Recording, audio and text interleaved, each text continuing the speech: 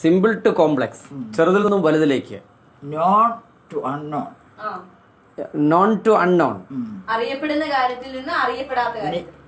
Non അറിയാവുന്ന കാര്യങ്ങളിൽ നിന്ന് വേണം, അത് തൊട്ട് തൊടിച്ച് പറഞ്ഞേച്ച് വേണം അറിയപ്പെടാത്തതിലോട്ട് പോകാൻ. Okay.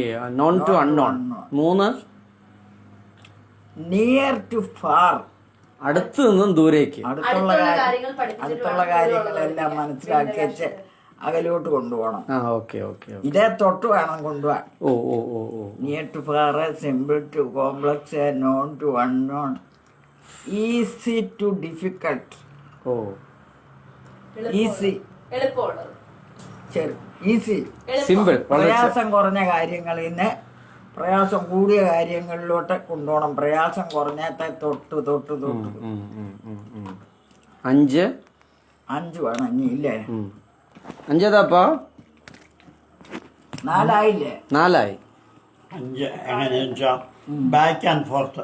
Back and fourth. Back and fourth എന്ന് വെച്ചാ എന്ന് പറഞ്ഞാൽ പറഞ്ഞ കാര്യം പുറകോട്ടൊന്ന് പഠിപ്പിക്കണം.